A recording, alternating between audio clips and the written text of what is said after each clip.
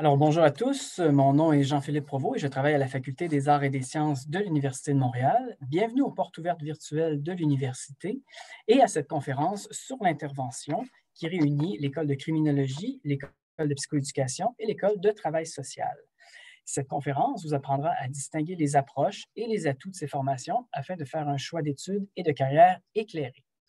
Je vous présente les gens qui nous accompagnent aujourd'hui pour cette conférence. Valérie Presso de l'École de criminologie, Jessica Vaillancourt de l'École de psychoéducation et Sonia Gauthier de l'École de travail social. Cette conférence sera enregistrée. Cela dit, votre micro sera désactivé pour toute la durée de la conférence. Pour poser vos questions, nous vous invitons à utiliser la fonction Q et R qui se trouve au bas de la fenêtre de votre Zoom. La durée totale de cette rencontre sera de 45 minutes. Nous ne pourrons malheureusement pas répondre à toutes les questions suite à cette présentation, mais nous vous inviterons ensuite à aller visiter les kiosques virtuels des différents départements, différentes écoles, pour continuer la conversation avec les gens qui sont disponibles aujourd'hui. Sachez également que cette conférence sera accessible après sa diffusion sur le site des événements virtuels du service d'admission de l'Université de Montréal. Donc, voilà, sans plus attendre, je cède la parole à Jessica Vaillancourt qui va nous faire la présentation de l'École de psychoéducation et je vous invite à, comme je vous disais un peu plus tôt, à poser vos questions dans le module Q et R et nous y répondrons à la fin des 3 présentations. Merci, bonne conférence.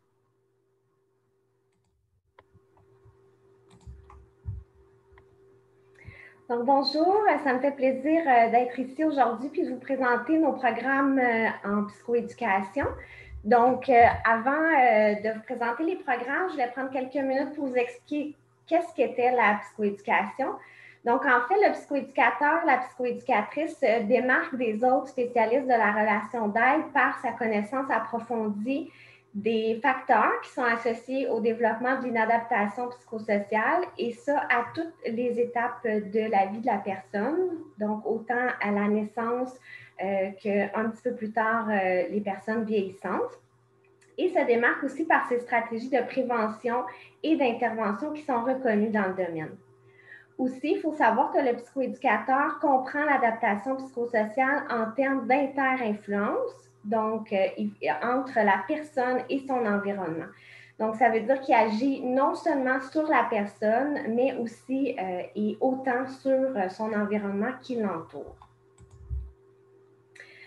Le psychoéducateur, la psychoéducatrice va agir par son intervention directe auprès des personnes dans leurs différents contextes de vie, donc que ce soit familial, social, scolaire ou institutionnel. Il va avoir une démarche rigoureuse dans laquelle il va poser différentes actions. Donc, il va évaluer l'adaptation psychosociale et les capacités adaptatives dans un premier temps. Il va proposer un plan d'intervention. Il va par la suite appliquer les moyens ou le programme d'intervention. Il va aussi animer et utiliser le milieu de vie afin que celui-ci vienne soutenir la personne dans sa démarche d'adaptation. Il va accompagner la personne dans le développement de ses propres compétences pour faire face aux défis que lui amènent ses inadaptations. Il va aussi évaluer les résultats et l'efficacité de l'intervention. Il va exercer un rôle conseil auprès des intervenants avec qui il travaille. Et finalement, ce qui le démarque aussi beaucoup, c'est qu'il privilégie l'action sur le terrain. Donc, il est vraiment présent au quotidien des personnes qu'il va accompagner, puis il va prendre appui sur le vécu partagé. Donc, grosso modo, ce que ça veut dire, c'est qu'on va voir le psychoéducateur qui va se rendre au domicile de la famille pour travailler avec les parents sur les routines de dodo avec le jeune enfant. On va voir le psychoéducateur sur la cour de récréation en train d'observer les enfants et d'intervenir sur leur interaction entre eux. On va aussi peut-être le voir dans les centres de la petite enfance pour, encore une fois, observer, évaluer le développement de l'enfant et mieux intervenir auprès de lui. La formation qui est proposée par l'École de psychoéducation, c'est une approche programme par compétences qui a vu le jour tout récemment. On a fait une grande réforme de notre programme pour mieux répondre aux besoins des étudiants. Donc, les programmes de premier cycle qu'on retrouve, s'inscrit dans une approche programme par compétence. Donc, ce que ça veut dire, c'est qu'elle permet de développer progressivement les compétences qui sont souhaitées chez les étudiants et les étudiantes pour faciliter, après leur maîtrise, leur entrée à la profession ou la poursuite aux études au doctorat. Donc, les compétences qui vont être développées au cours de votre formation, c'est des compétences au niveau de l'évaluation, de l'intervention, de la recherche, de la communication, de la collaboration et aussi de la réflexivité. Et à travers toutes ces compétences-là, les professeurs, les formateurs veulent aussi transmettre des valeurs qui sont importantes comme professionnels. C'est le respect de la personne, la rigueur intellectuelle, l'intégrité et l'honnêteté, l'authenticité et finalement aussi la motivation à apprendre. Donc, il y a deux programmes au baccalauréat. Il y a le baccalauréat spécialisé en psychoéducation qui se déroule sur 3 ans. Il s'adresse aux étudiants et aux étudiantes qui souhaitent amorcer leur développement de leurs compétences en psychoéducation. Il va leur permettre soit de travailler en tant qu'intervenant ou intervenant psychosocial ou soit de poursuivre leur étude de maîtrise afin d'obtenir le titre de psychoéducateur ou psychoéducatrice. C'est un programme qui comprend 90 crédits, dont 18 à option et 11 crédits qui sont accordés au stage dans un milieu de pratique. Et finalement, il y a aussi la possibilité de l'option cheminement Honors qui est offerte en 3e année. Et ça, c'est une initiation à la recherche accompagnée par un professeur de l'école. Je vous ai mis en bas les cotes R des dernières années pour que ça vous donne une petite idée. Donc, la dernière admission qu'il y a eu l'année dernière, la cote R était de 27,632. Comme vous pouvez voir, ça gravite autour de ces chiffres-là les dernières années aussi. Ensuite, on peut offrir aussi la mineure en psychoéducation. Cette mineure permet de se familiariser avec les fondements de la psychoéducation et les concepts, les principes et théories qui sont relatifs à la discipline. Donc, si vous n'êtes pas sûr de vouloir vous embarquer pour un 3 ans, vous pouvez commencer par la mineure en psychoéducation. Ça comprend l'ensemble des cours obligatoires de première année du baccalauréat spécialisé en psychoéducation et c'est 30 crédits. Par contre, c'est important de savoir qu'il va falloir faire une demande d'admission pour être admis par la suite au programme de baccalauréat en psychoéducation. Vous pouvez voir les cotes R de la dernière admission sont légèrement plus bas que celles du bac en spécialisé. Donc, ça tourne autour de 26 comme cote R du dernier année. On offre aussi dans la continuité là, de notre approche programme des programmes de cycle supérieur. Donc, on offre la maîtrise. Je vais passer rapidement, mais juste vous dire qu'il y a 3 choix, 3 modalités qui sont offertes. Il y a la modalité stage qui donne accès à l'OPPQ, donc membre des psychoéducateurs et psychoéducatrices du Québec. Et c'est aussi offert au campus de Laval. Il y a la recherche et stage qui aussi donne accès à l'OPPQ et au doctorat. Et finalement, il y a l'option recherche qui donne uniquement accès au doctorat. Et depuis quelques années, on offre aussi un programme de doctorat qui permet de former des chercheurs et des chercheuses de haut calibre dans différents champs d'expertise qui sont complémentaires. Donc, tant au niveau de la psychologie du développement que le développement, l'évaluation, mais aussi la diffusion là, des stratégies d'intervention et de prévention. Pour ce qui est des atouts du programme qui est offert à l'UDEM, dans le fond, c'est en 1971 que l'École de psychoéducation de l'Université de Montréal innovait en offrant le premier programme universitaire en psychoéducation. Donc, ça fait quand même plusieurs années qu'on offre ce programme-là.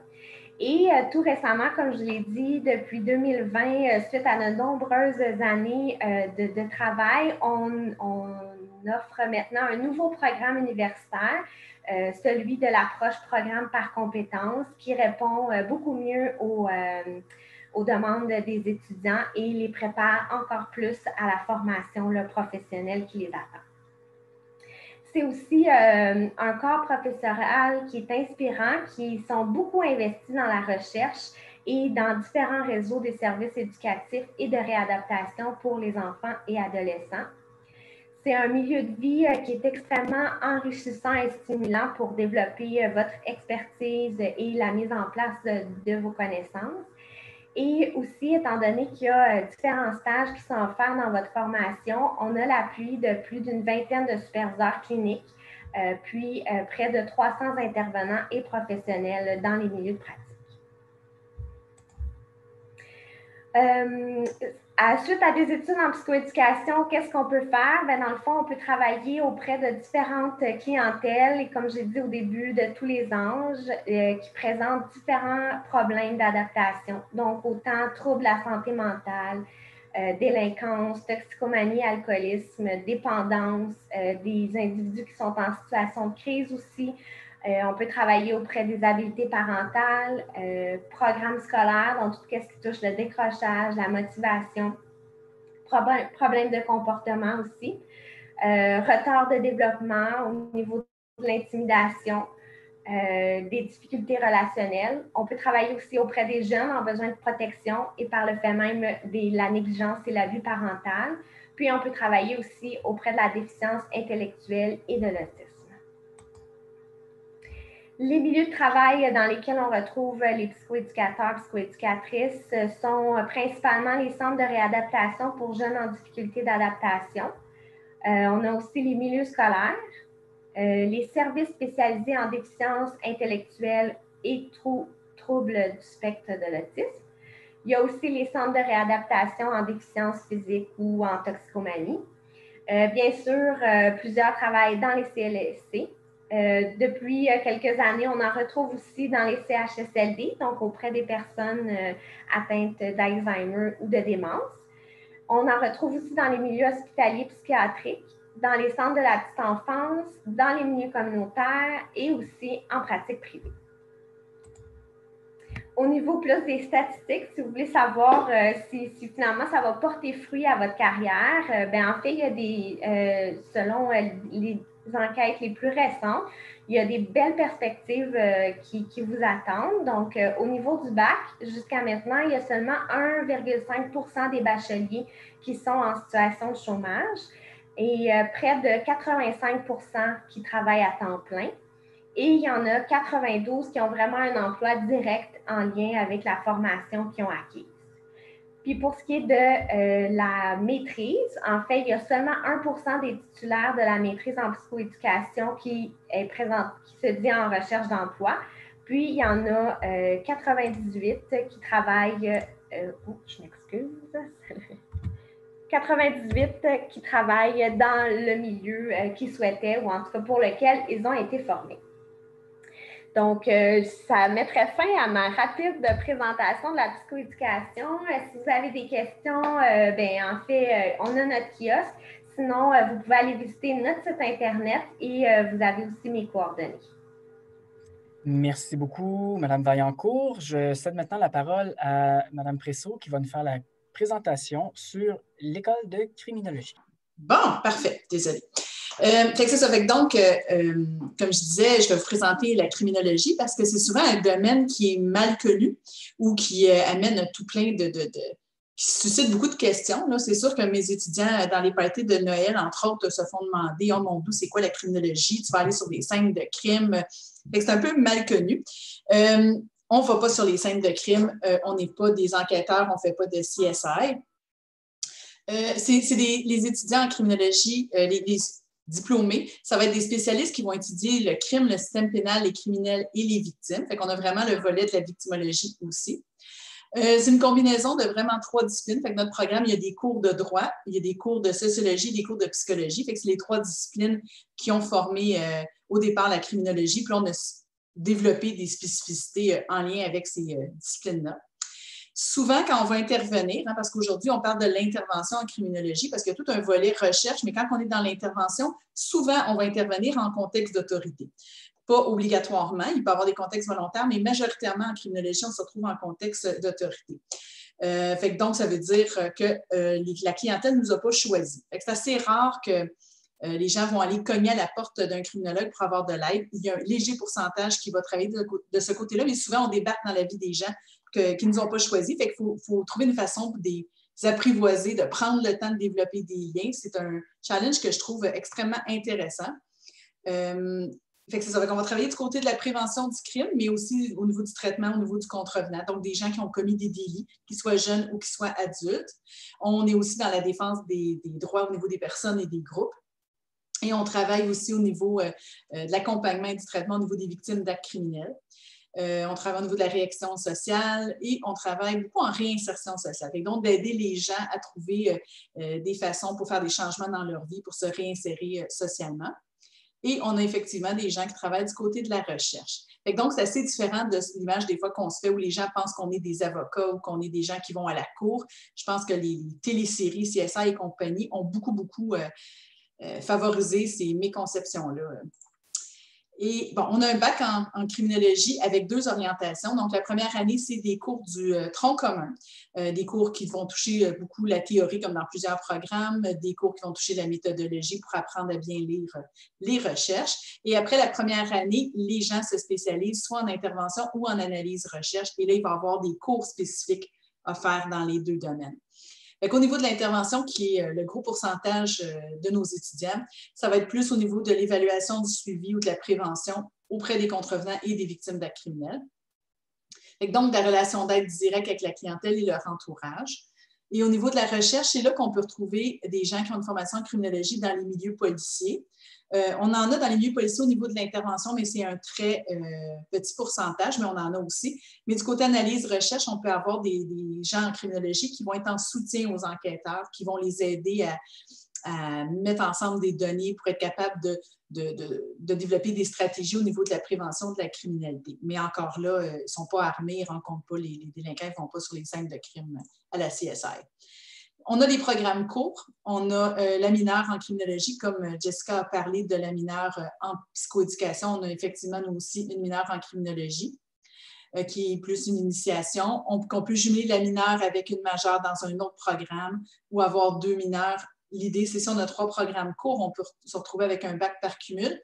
On a développé un bac en études du phénomène criminel.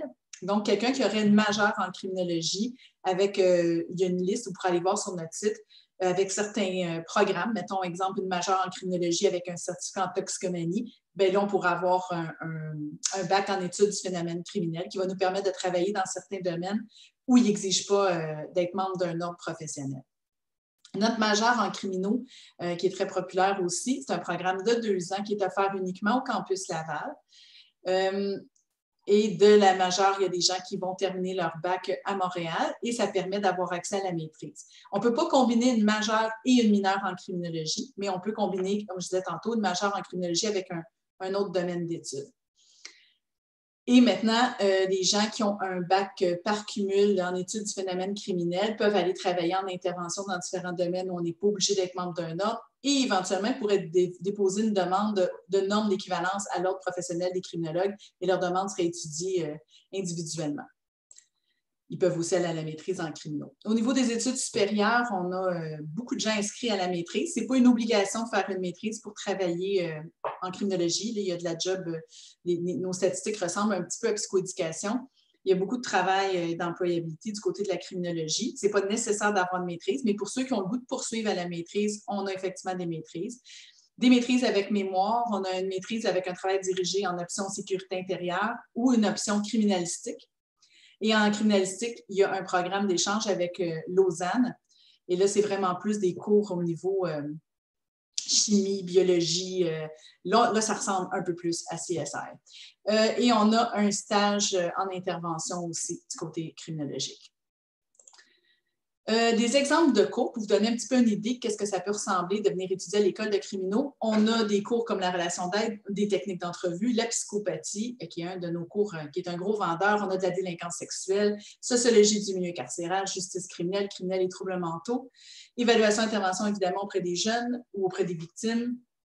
Puis il y a une multitude d'autres cours. On a la liste des descripteurs à nos kiosques si vous voulez aller cliquer tantôt ou sur notre site web.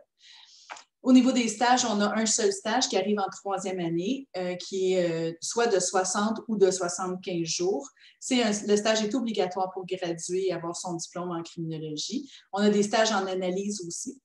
Les stages en intervention vont se passer dans différents milieux, dont c'est les mêmes milieux où lesquels les criminologues peuvent travailler, donc les prisons et les pénitenciers, les maisons de transition, comme agents de libération conditionnelle ou agents de probation, les centres jeunesse, les CCCIUS, là, avec il y a des hôpitaux aussi. On va retrouver maintenant des criminologues plus du côté de la non-criminalité, la non-responsabilité criminelle, entre autres l'Institut Louis-Philippe Pinel.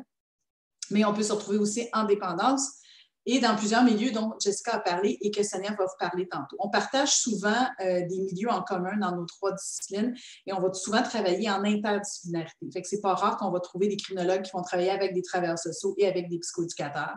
Ça va être avec des psychologues aussi, des infirmiers. Fait que c'est souvent un travail qui travaille en collaboration avec les autres disciplines. Donc, on peut se retrouver assis des fois sur la même chaise à faire des tâches très similaires, mais on a une lunette différente, on a une formation qui est différente. Puis, j'aime à penser qu'avec le temps, on se contamine aussi positivement d'une discipline à l'autre. On peut aussi, comme tantôt je parlais de la maîtrise, on pourrait avoir un bac en criminologie et aller faire une maîtrise soit en psychoéducation ou en travail social. Et l'inverse est vrai aussi. Des gens qui vont venir de psychoéducation, de travail social pourraient venir faire une maîtrise chez nous. Dans ce temps-là, on va exiger une propédeutique qu'on appelle, qui est une année préparatoire avec des cours de mise à niveau pour s'assurer, puis des fois même un stage, pour s'assurer que les gens aient la même formation pour pouvoir embarquer dans la maîtrise. Fait que des fois, si vous hésitez, bien, ça peut être une belle avenue de toucher à 2 disciplines connexes. On a aussi le doctorat, que je n'ai pas parlé, mais vous pourrez venir consulter notre kiosque et notre site web quand vous voudrez. Fait qu'on a aussi des stages en milieu policier, comme je disais tantôt, soit au niveau de l'intervention. De plus en plus, j'ai des stages d'intervention où les intervenants les criminologues vont travailler directement avec les policiers. J'ai même une place où ils peuvent avoir leur veste anti-balles sur eux et ils vont vraiment intervenir directement dans les milieux. Mais ce n'est pas le 3/4 de nos stages qui sont là, c'est un stage par année. On a quelques milieux policiers où ils vont aussi accueillir des criminologues pour travailler du côté de l'aide aux victimes, l'accompagnement, leur expliquer la procédure légale qui s'en vient pour eux s'ils décident de porter plainte. Les atouts des programmes de criminologie à l'UDM, on est des pionniers en criminologie. On existe depuis bientôt 57-58 ans. C'est l'école de criminologie, c'est la plus importante de toute la francophonie. Ce qui est vraiment intéressant, c'est qu'on a l'influence, on travaille beaucoup avec l'Europe, mais on travaille aussi avec les États-Unis. Donc, on a vraiment un mix des théories des 2 côtés. Ça peut être un gros plus. On a beaucoup d'étudiants internationaux qui veulent venir effectivement étudier chez nous. On a un super bon encadrement au niveau des stages. On a des professeurs qui sont spécialisés dans leur domaine puis qui se démarquent au niveau mondial, entre autres au niveau de la délinquance sexuelle, sur les crimes d'honneur, l'intervention sociale, l'intervention auprès des Autochtones, délinquance des femmes, santé mentale, pénologie. Et on a un programme d'échange international qui arrive en 3e année où, si ça vous intéresse, vous pouvez aller faire une session à l'étranger. Ce n'est pas des stages, mais c'est des cours qui peuvent être faits à l'étranger. Je n'ai pas sorti les statistiques au niveau du taux de placement. Je pense qu'ils sont un petit peu plus basses qu'au niveau de la psychoéducation, mais des gens qui se placent quand même très, très bien. Au niveau de la criminologie, là, présentement, il y a de l'emploi pas mal partout. Ce qui est intéressant, c'est que les gens peuvent changer de milieu. Fait que des fois, c'est pour ça qu'on a vraiment une formation qui touche aux jeunes, aux adultes et en victimologie, parce que je sais que la génération actuelle va beaucoup changer d'endroit. Donc, on peut commencer à travailler à Pinel, après ça, décider d'aller travailler au Service correctionnel canadien dans les prisons pour finir sa carrière en centre jeunesse par la suite. On peut vraiment se promener. Fait que ça, c'est vraiment intéressant de changer de tâche, de clientèle et de milieu. On est toujours constamment en train de développer des nouveaux champs en criminologie. On est en processus de créer une clinique avec la faculté de droit au niveau on est en train là, de le développer au niveau des victimes d'actes criminels. Fait que de comment on va pouvoir travailler avec les étudiants en droit et les étudiants de criminaux pour travailler main dans la main avec les compétences qu'on a différentes d'un côté à l'autre pour comment on peut aider à faire changer des choses au niveau des victimes, au niveau qui veulent porter plainte, tout le processus judiciaire. On est aussi en train de créer une clinique de cybercriminalité qui va travailler au niveau des gens qui ont été victimes de fraude, entre autres. On pense à Desjardins ou à d'autres grosses compagnies, les vols d'identité. Fait que les tâches concrètement qu'un criminologue peut faire, bien, on va faire beaucoup d'analyses et d'évaluations. Fait que d'évaluer le risque de récidive, évaluer le risque de violence avec des outils actuariels, fait que des gros outils qu'on apprend à utiliser pour être capable d'évaluer si la personne a des risques de récidiver ou non. On va beaucoup écrire de rapports pour faire des recommandations pour des juges ou pour des commissaires pour s'assurer si on va recommander une libération conditionnelle ou pas pour quelqu'un. À l'occasion, il y a des types d'emplois en criminologie où on va être plus souvent à la cour, mais encore là, pas dans un rôle d'avocat, mais plus pour présenter justement les rapports de recommandation. On peut faire du suivi individuel, de groupe, familial, de couple, de la défense des droits. On peut être un expert conseil au niveau des lois, informer et soutenir les victimes. À part ça, dans les milieux de travail, j'en ai nommé tantôt, les centres jeunesse, santé mentale, justice, ressources communautaires, évidemment. C'est les mêmes milieux. Il y en a aussi au niveau du Haut-Commissariat des réfugiés. Je suis en train de regarder présentement aussi de développer des stages avec l'agence frontalière au niveau des immigrants illégaux, des réfugiés, des gens sans papier, là, pour voir comment on peut les accompagner quand ils sont en processus d'attente s'il va y avoir un renvoi ou non.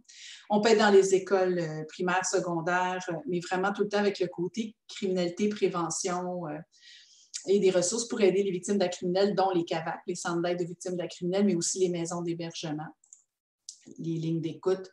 Le profil de nos étudiants, bien, 95% à peu près sont des filles, fait que, mais c'est la même réalité en psychoéducation et en travail social. Les milieux d'intervention, ça attire beaucoup les femmes et je crois que la quotaire qui est extrêmement élevée, des fois, va favoriser aussi la clientèle plus féminine.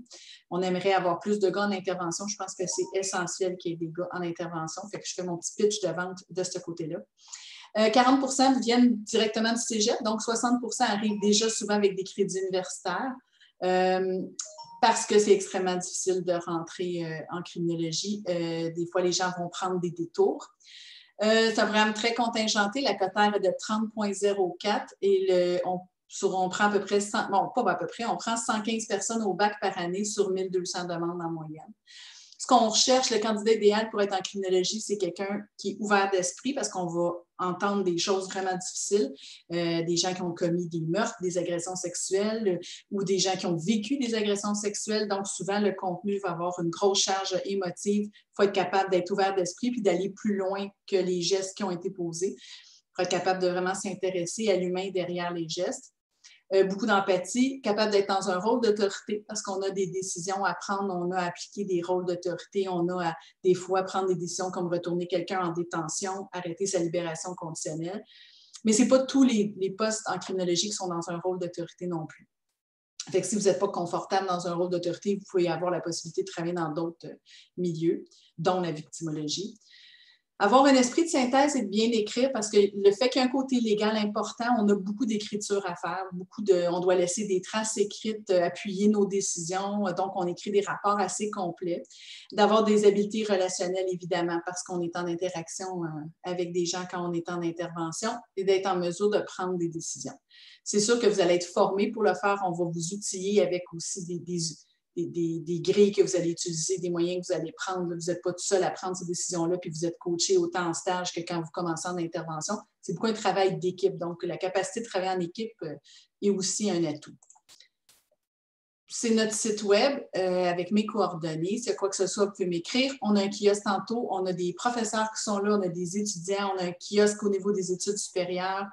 On a un kiosque au niveau du bac, de la majeure et de la mineure qu'on peut répondre à vos questions. Et la faculté d'éducation permanente a aussi un kiosque, donc parce qu'il existe aussi le certificat en criminologie. Et là, j'ai parlé très vite, mais... Merci beaucoup, Valérie.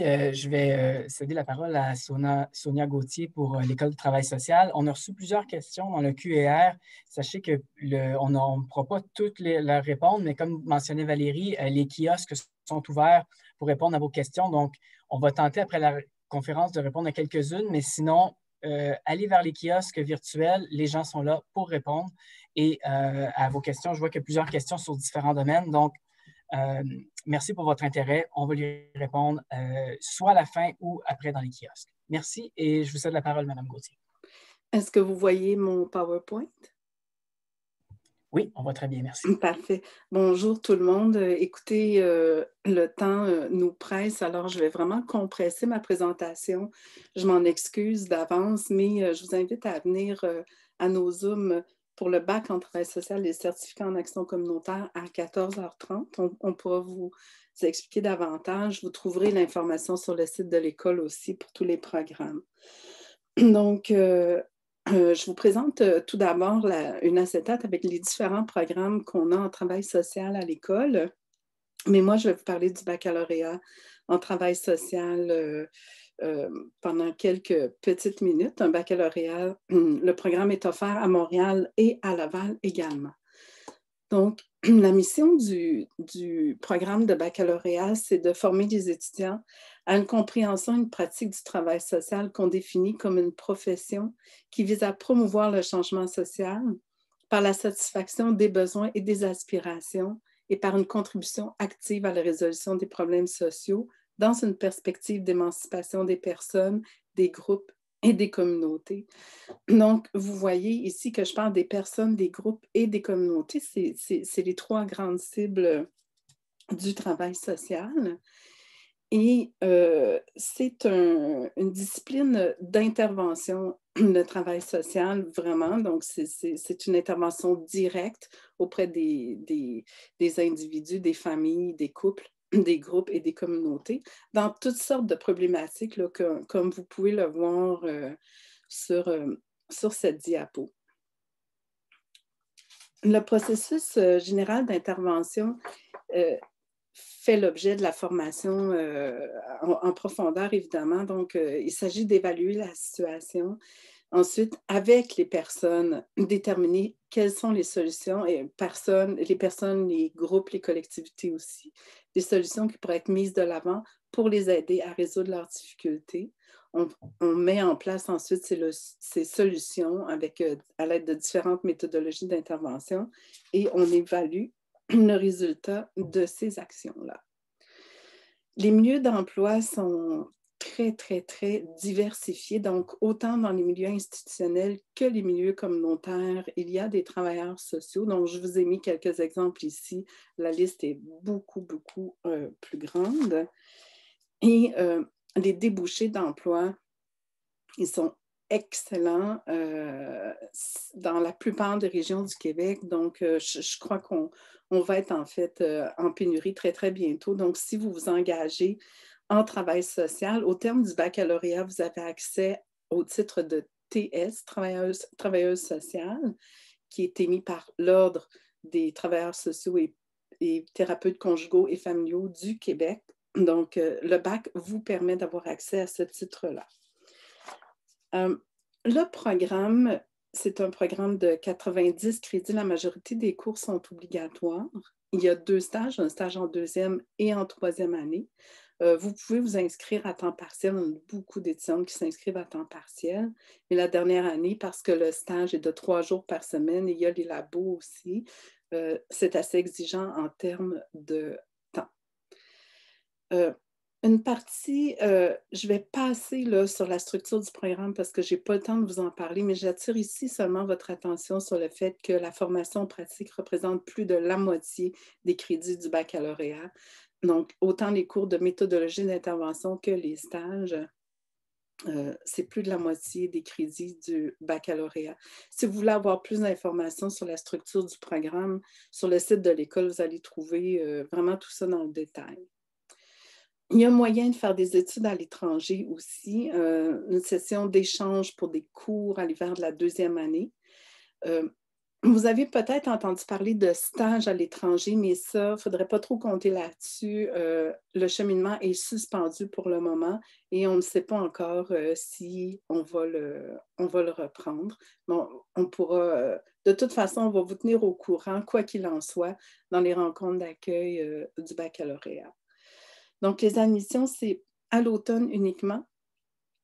Comment faire si c'est en travail social que vous voulez aller? Il faut choisir le baccalauréat en travail social à Laval ou à Montréal, ou les deux, si vous êtes prête à faire vos études dans les 2 campus, parce qu'une fois admise dans un des 2 campus, vous ne pouvez pas transférer dans l'autre. Et vous pouvez aussi aller du côté, si jamais vous avez peur que votre code R soit pas assez élevé, vous pouvez vous inscrire au certificat en action communautaire si vous avez de l'expérience d'intervention ou alors à la mineure arts et sciences. Et je peux mentionner aussi qu'on a une passerelle qui est jusqu'à 29 crédits pour les personnes qui ont un DEC technique en travail social qui date de moins de 10 ans. Si vous vous demandez la cote R du dernier ANMI, je l'ai noté quelque part et je ne retrouve pas ma note. Donc, la cote R du dernier ANMI, ça tournait autour de 28 quelque chose pour le campus de Montréal et 27 points quelque chose pour le campus de Laval. Donc, désolée, je suis allée très vite, mais si on va avoir un petit peu de temps pour les questions, je n'avais pas le choix de compresser comme ça. Sinon, n'hésitez pas à venir nous voir en travail social tantôt à 2h30.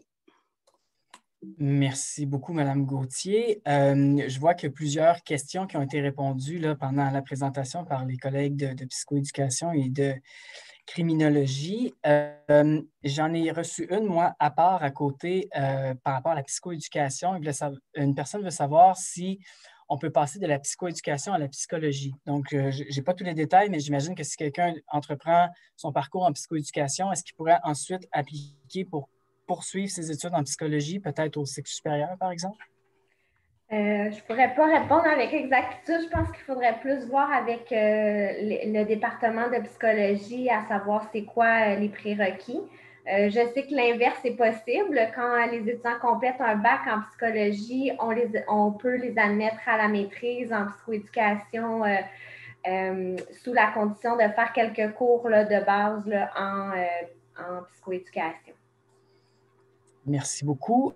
On a eu une question aussi, je ne sais pas si ça a été abordé, en fait, au niveau du crédit des cours des gens qui ont fait une technique en travail social et qui veulent aller au bac en travail social. Est-ce que j'ai cru comprendre que c'était possible, n'est-ce pas? Oui, je viens de répondre d'ailleurs à la question, je l'ai mentionné tout à l'heure, la passerelle DEC-BAC pour les détentrices d'une technique en travail social. On fait l'exemption après que les étudiants soient admis. Merci beaucoup. Et on a également une question pour criminologie. On veut savoir à quel moment on a le résultat de notre demande d'admission au baccalauréat. C'est assez variable. Je dirais que ça commence autour d'avril, mai, mais des fois, ça peut aller jusqu'à juin, juillet, étant donné que c'est très, très contingenté. Vous pouvez vous retrouver sur une liste d'attente et on peut avoir la réponse jusqu'à la toute dernière minute, même les premiers jours de scolarité là, au mois de septembre. Fait que tout dépend où vous êtes classé. Fait que si vous avez une note très, très élevée, bien, rapidement, vous avez une réponse. Ça ne veut pas dire qu'il faut paniquer si vous n'avez pas de réponse tout de suite non plus, mais parce que des fois, les systèmes prennent un peu plus de temps, surtout pour les étudiants qui arrivent avec des crédits universitaires. Il y a toute une étude à faire des fois parce que je prends à peu près 25 étudiants par année en deuxième année. Fait que là, on a tout un processus plus complexe, que je ne veux pas prendre trop de temps à expliquer les stratégies, mais si vous pensez arriver en deuxième année, bien, ça se peut que ça prenne un petit peu plus de temps, qui va nous amener autour de mai-juin. Merci beaucoup. On va prendre une dernière question puisque le temps file. On nous demande si l'expérience en intervention peut être acceptée au bac en travail social, l'expérience professionnelle, donc. Comme pour être admis en travail social, non. Non, c'est uniquement sur les notes. Une fois admis, par contre, il peut y avoir des exemptions de stage pour l'expérience professionnelle. Donc, j'invite la personne qui a posé la question à aller voir sur le site, dans la section des stages, dans les manuels des stages, tout est expliqué. Sinon, on explique tout aux étudiants admis. Merci beaucoup. Juste une dernière petite question, en fait, à laquelle je vais répondre. On nous demande en quoi consiste le programme en criminologie. Je vous invite à aller visiter le kiosque de l'école de criminologie de nos portes ouvertes virtuelles et de communiquer directement avec les gens. Vous allez pouvoir avoir plus de détails sur l'offre de cours, par exemple, ou encore les cheminements types des différents étudiants. Puis n'hésitez pas à venir nous parler dans les Zooms parce que présentement, on a 4 étudiants qui sont disponibles, un professeur, il y a moi qui retourne là. Vous pouvez faire des rencontres individuelles avec nous. C'est le temps de nous poser des questions. Vous nous avez juste pour vous autres. Excellent, merci. On a deux questions sur la cote de la cote R, en fait, la cote de rendement. J'imagine que c'est peut-être pas un concept qui est où les gens du Québec sont familiers avec ce concept-là, mais est-ce qu'en quelques mots, il nous reste 1 minute et demie, est-ce qu'on peut expliquer en gros qu'est-ce que la cote R? Bien, je peux l'expliquer. La cote R, en fait, c'est la moyenne, la note que vous avez dans les cours de cégep. Ils font un calcul entre la note que vous avez comparativement à celle du groupe en fonction d'un indice de force qui est comment vous avez été classé au secondaire. Fait que c'est vraiment quelque chose de très compliqué mathématiquement parlant. Ce n'est pas mon domaine, mais avec tout ça, fait que vous pouvez avoir une moyenne de 80 et avoir une cote R de 22. Tout dépend le groupe dans lequel vous êtes et la moyenne du groupe. Suite à ça, ben, ils vont tout transférer en cote R. Fait que si vous arrivez avec une cote Z, donc une cote des cours de l'université va quand même retransférer chacun des cours avec toute une mécanique là, pour vous donner une cote R. Même chose pour les étudiants internationaux. Ils vont vous faire comme une cote R avec vos notes, ils ont des gros cartables pour évaluer là, chaque programme. C'est très complexe, la cote R. Merci beaucoup. On va s'arrêter là parce que finalement, bon, le temps file. On a réussi à répondre quand même à plusieurs questions, mais j'invite les participants à joindre les kiosques virtuels pour continuer la conversation avec nos invités et leurs collègues ici. J'ai également copié dans la conversation quelques liens pertinents par rapport aux activités d'aujourd'hui, mais aussi les activités qui vont suivre les portes ouvertes. Donc, il va y avoir des rendez-vous thématiques dans différentes disciplines. Vous pouvez les consulter ici. Et sachez qu'il sera possible de consulter les kiosques, le contenu des kiosques jusqu'au 5 décembre. Donc, je remercie Mme Gauthier, Mme Presso et Mme Vaillancourt d'avoir été avec nous aujourd'hui. Et je vous souhaite à tous une bonne journée et au plaisir de vous revoir sur le campus de l'Université de Montréal. Au revoir. Bonne journée. Bye.